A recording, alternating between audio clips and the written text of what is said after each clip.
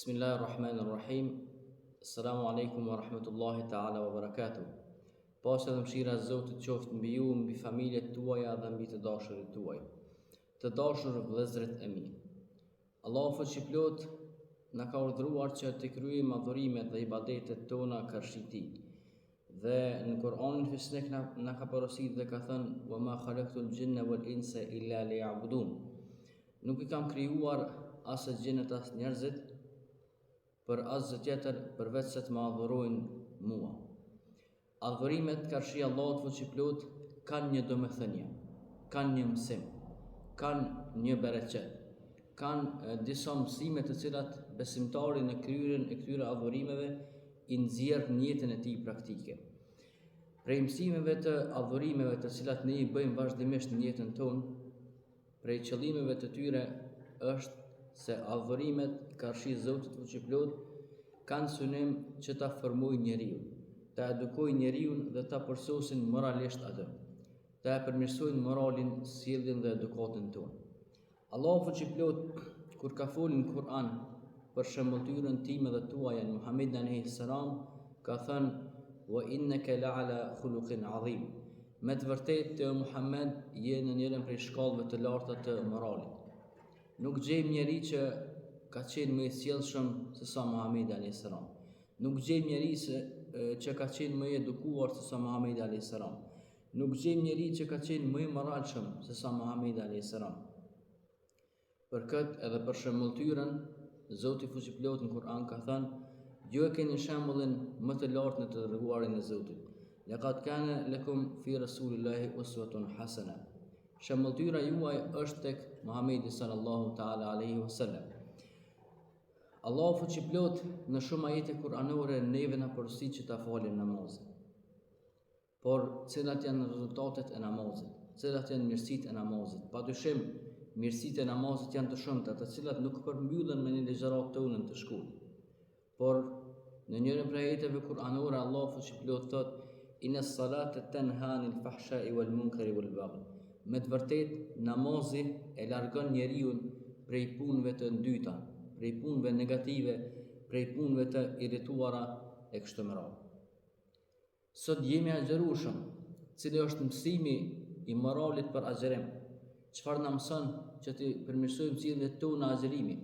Padyshim se po, Rasulullah alayhi salatu wassalam në njërin prej haditheve dhe porosive të tij ka thënë: "Nëse dikush prej jush është agjërueshëm, mos të flet fjalë të ulta, mos të flet fjalë negative dhe mos të bëj vepra të këqija dhe të ulta. Por nëse dikush vjen dhe ofendon atë, ky le të përgjigjet dhe thotë: unë jam agjërueshëm." Sepse agjërimi mua më edukon, agjërimi mua më formon, agjërimi sjelljen time e përmirëson.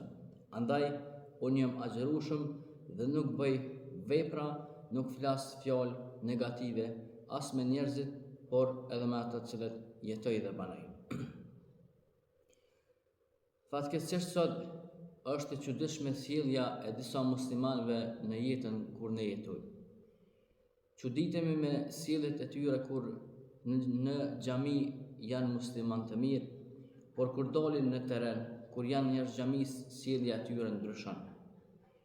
Na jep me kuptu se adhurimet që ne I kryejmë nuk janë të sinqerta, nuk janë duke e bërë rezultatin e duhur, nuk janë duke na edukuar, nuk janë duke na formuar e kështu me radhë. Për arsye se I pam disa shembuj të adhurimeve tona, që duhet patjetër që adhurimet e pranuara dhe adhurimet e sinqerta të reflektojnë jetën tonë, sepse shumica e fesë është jashtë xhamisë e pakta është në xhami. Andaj duhet marrim nga nektari I xhamisë dhe nektari I adhurimeve tona që jetën tonë ta bëjmë praktik me sjellje dhe moral të mirë, sepse moralin e mirë e vlerëson Zoti, por moralin e mirë dhe sjelljen e bukur e vlerësojnë edhe njerëzit në jetën e përgjithësi. Në një ditë Muhamedi alayhis salam ju drejtu shokëve të tij sahabëve dhe ju tha: "Për Allahun nuk beson, për Allahun nuk ka besuar dhe për Allahun nuk ka besuar ai I cili fqiu I tij apo kujshiu I tij nuk ndihet I sigurt prej këtij njeriu." nuk është besimi I plotë I atij njeriu I cili thot vetit musliman, por kojshia I tij nuk është I sigurt nga sjellja e tij. Kojshia që banon me të nuk është I sigurt nga qetësia e tij. Kojshia e tij nuk është I sigurt nga dëmet e tij. Nuk është besim I plot I këtij njeriu I cili I frikon të tjerët, I cili I ofendon të tjerët, I cili I rëndon të tjerët, sepse musliman I mirë është ai I cili nga dora dhe gjuha e të cilët janë të sigurt musliman.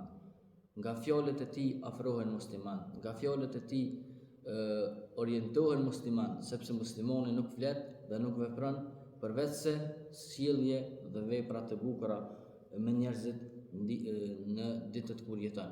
Po ashtu Muhamedi a.s. në një hadith na ka thënë, njeriu më I keq në ditën e Kiametit do të jetë ai I cili njerëzit janë ruajtur nga keqja e këtij njeriu. Por më thuani se çfarë vlere kanë adhurimet tona, çfarë vlere kanë punët tona, çfarë vlere ka sadakaja jonë, çfarë vlere ka namazi ynë, çfarë vlere ka agjerimi ynë, çfarë vlere do të ketë haxhi ynë, kur të tjerët nuk ndihen të sigurt prej sjelljeve tona. Çfarë na duhen këto adhurime kur I kemi kryer vetëm si rituale, por anën shpirtërore dhe anën e sjelljeve tona nuk e kanë rregulluar dhe nuk e kanë përmirësuar. Muhamedi a.s. në njërin prej haditheve të tij ka thënë, nuk ka diçka që e rëndon peshorën e veprave të mira në ditën e Kiametit më shumë se sa morali I mirë. Po e përmbyll me fjalën e Ibn Qayyim al-Jawziyut, Allahu e mëshiroft, I cili ka thënë, krejt feja që Allahu e ka zbrit është moral. Krejt feja porosit në moral. Krejt feja thirr për moral. Ai që ta kalon moral, ta kalon edhe në fe. Ai që ta ka kaluar në sjellje, ta ka kaluar në fe. Andaj e porosis veten edhe juve që të kemi kujdes me moralet tona, të kemi kujdes me sjelljet tona, të jemi të përgjithshëm për veprat tona, të kemi kujdes me fjalët tona, sepse morali është shumë I çmuar dhe shumë I vlefshëm. Po e ruajtur moralin ton, I kemi ruajtur adhurimet tona. Po e ruajtur moralin ton, I kemi ruajtur punët tona. Po e ruajtur moralin ton, e kemi ruajtur familjen ton. Po e ruajmë moralin ton, e ruajmë fytyrën ton. Me këtë fytyrë do dalim para Allahut fuqiplot, e runa Zot.